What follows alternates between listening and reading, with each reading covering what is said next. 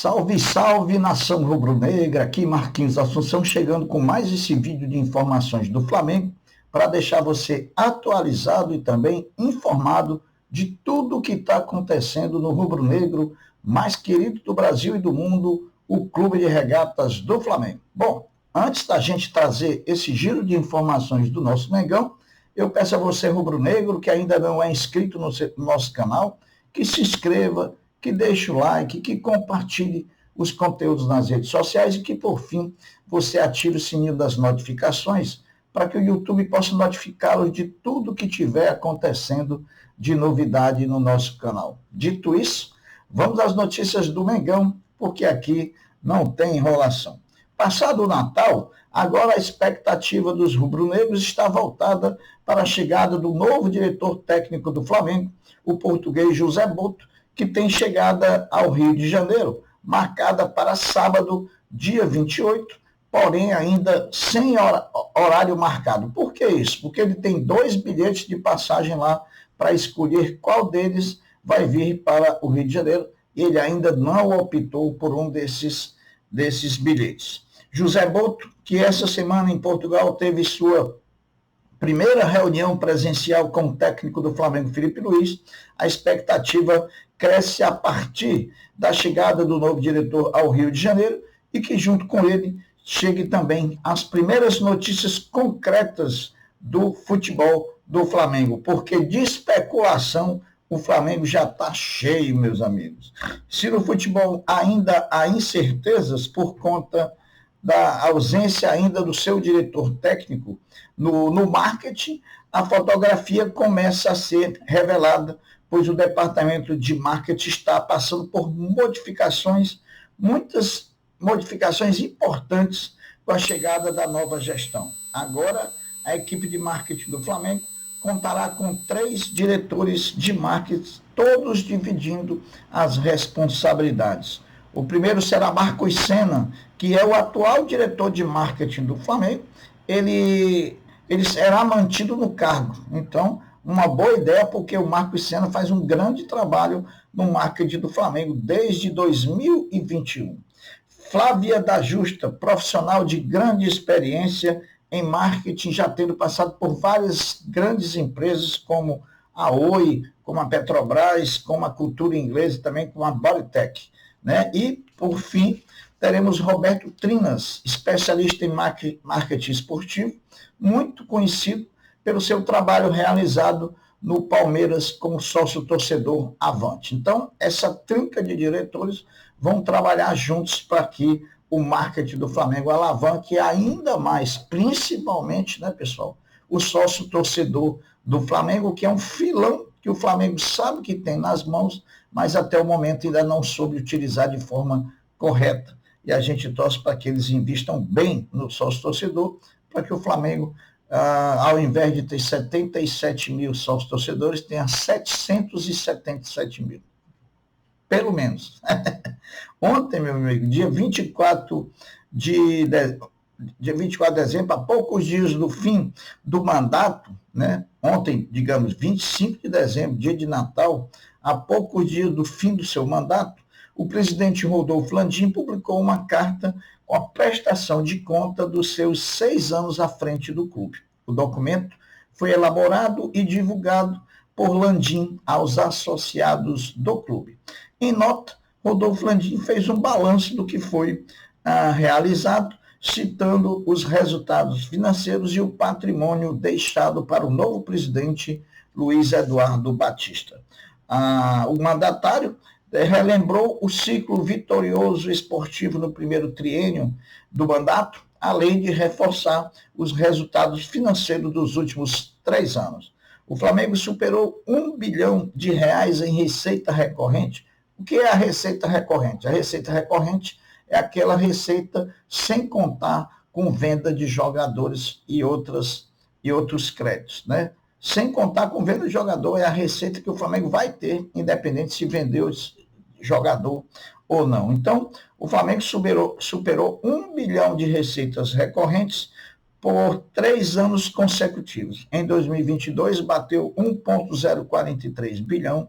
Em 2023, bateu 1,071 bilhão, e a grande notícia que o Landim trouxe antes de sair o balanço, que o Flamengo em 2024 também bateu 1 bilhão, sendo 1 bilhão 194 milhões de reais. Então, está aí uma notícia boa, a confirmação de que agora em 2024, que daqui a praticamente 5 dias se encerra, e aí o Flamengo vai apurar o balanço patrimonial de 2024, devendo apresentar lá por volta de fevereiro, março, depois que a Ernesto auditar o balanço, mas esse número já está confirmado pelo Landim na sua fala ontem.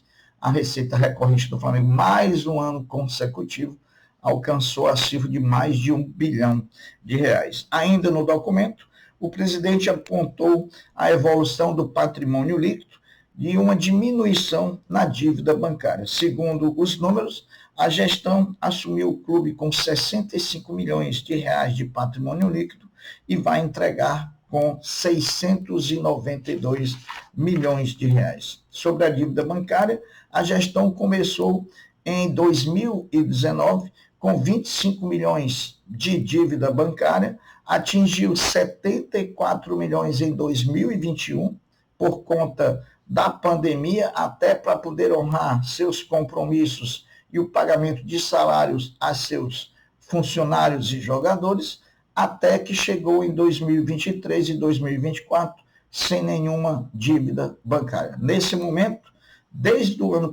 2023, o Flamengo não deve um centavo a banco. Isso só mostra que a dívida que o Flamengo tem hoje é uma dívida sanável, porque ela não está atrelada a juros bancários. Meus amigos, lógico que alguns ajustes precisam acontecer, com certeza, né? E os novos processos implementados pelo novo presidente Luiz Eduardo Batista Bapa podem, além de alavancar ainda mais esses números finais de Rodolfo Landim no Flamengo, sem falar de fazer o Flamengo cada vez mais hegemônico no futebol do Brasil, quando se tratar da questão financeira. Então, o Flamengo, o céu é o limite para o Flamengo, pessoal. Quem tem uma leva de torcedores da ordem de 50 milhões de torcedores, você tem muito a caminhar, né?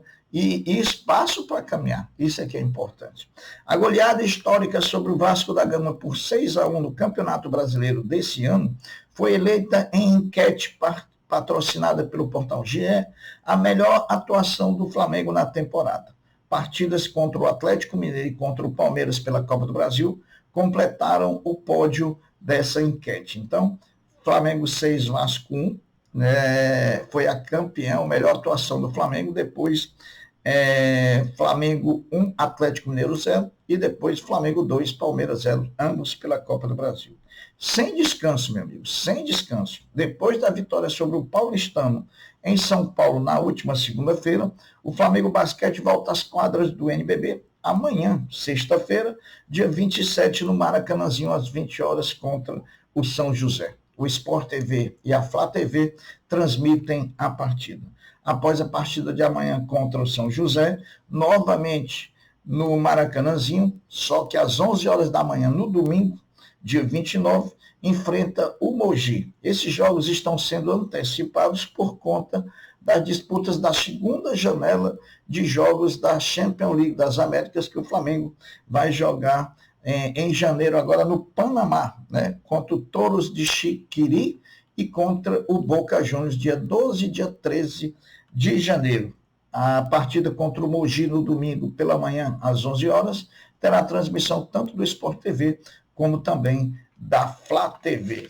Meus amigos, o Flamengo em 2025 disputará 6 competições, que pela ordem são Campeonato Carioca, Supercopa Rei, Campeonato Brasileiro, Libertadores da América, Super Mundial de Clubes e Copa do Brasil. A grande preocupação da nova gestão, inclusive do futebol, é pela formação do elenco, pela quantidade de jogadores que o nosso treinador Felipe Luiz terá disponível para que tenha essa quantidade necessária de atletas que possam absorver todas essas competições sem perder desempenho esportivo. Como a nova gestão trabalha com a busca de vencer todas as competições, a preocupação recai sobre o número de jogos que o clube pode jogar, caso chegue em todas as finais, quase 90 jogos. É muito jogo, por isso temos que ter um elenco grande e que sejamos capazes de rodar esse elenco sem perder ganho esportivo. As férias têm sido diferentes para alguns jogadores. Depois de constatarmos os treinos de Cebolinha e Everton Araújo no tempo de descanso anual, agora foi a vez de Arrascaeta, que se recupera de uma artroscopia no seu joelho, que mesmo estando no Uruguai, está usando as dependências do CT da seleção uruguaia em Montevideo para manter a forma. Outro jogador que está também treinando nesse período de férias é o zagueiro Davi Luiz, que mesmo não tendo confirmado a sua renovação de contrato com o Flamengo, o zagueirão tem postado constantemente nas suas redes sociais imagens dos treinos realizados no seu condomínio, no lugar onde mora. Então, está aí os jogadores se dedicando para poderem voltar e voltar muito bem das férias para a continuidade das atividades. Flamengo e Corinthians lideram a lista de maiores patrocinadores do futebol brasileiro. O rubro-negro tem com a PixBet, que rende 115 milhões de anuais, enquanto o Corinthians tem contrato com a Esportes da Sorte e o vínculo gira em torno de 103 milhões anuais. Meus amigos, após ser anunciado como novo reforço do Flamengo, há um ano atrás, né, justamente em 24 de dezembro de 23, o jogador De La Cruz chegou ao clube com uma expectativa muito grande. Porém, o que se viu foi um jogador com altos e baixos rendimentos na temporada. De La Cruz foi o grande destaque do primeiro semestre de 2024, porém, no segundo semestre, o jogador passou a ter muitos problemas físicos. Com isso, o meia uruguaio encerrou o ano como o atleta que mais foi para o departamento médico do clube, foi por 4 vezes, né? Em resumo, De La Cruz esteve presente em 41 dos 73 jogos do Flamengo na temporada. Desses jogos, o meia foi titular em 37 partidas e atuou 3.134 minutos, ressaltando que ele foi substituído em 28 jogos e só completou os 90 minutos de uma partida de futebol em apenas 9 vezes. Ainda sobre o departamento médico do Flamengo, o clube terminou o ano com 30 contusões registradas, 3% a menos que em 2023, quando foram 42 lesões. Dentre as 30 lesões, 8 foram por lesão no músculo posterior da coxa, 5 no músculo posterior da coxa direita e 3 na coxa esquerda. Houveram também desconfortos musculares na região, mas não foram contabilizados como lesão. Cebolinha foi o jogador do Flamengo que mais ficou fora de jogos. Foram 38 ausências, principalmente pela ruptura do tendão de Aquiles no tornozelo esquerdo, que o obrigou a passar por uma cirurgia, ele que está totalmente recuperado e já vai estar junto com o restante do elenco na pré-temporada. Arrascaeta e Cebolinha iniciarão normalmente a pré-temporada com o elenco do Flamengo em 8 de janeiro, enquanto a dupla Pedro e Matias Vinha continuarão seus processos de recuperação. Meus amigos, o sorteio dos grupos, da fase de grupos da Libertadores da América 2025, acontecerá em Luque, no Paraguai, sede da Conmebol, no dia 19 de março. O Flamengo é um dos cabeças de chave do sorteio. Bom, para encerrar, a nação rubro-negra deu mais um show de presença em 2024 e colocou o Flamengo novamente no ranking mundial de público, com mais de 54 mil torcedores de média por partida. O Mengão é o único brasileiro que ficou no top 30 do ranking desse ano, superando grandes times da Europa como Barcelona, Paris Saint-Germain, Juventus, Ajax, Manchester City, Newcastle, Lyon e também o Napoli da Itália. Então tá aí, a torcida do Mengão fazendo a diferença, está entre a top 30 do mundo em termos de média de público nos estádios em 2024. As notícias do Mengão são essas. Eu vou ficando por aqui, deixando um até breve, um até logo, dizendo fiquem todos com Deus, porque eu sempre estou com ele. Saudações rubro-negras. Fui!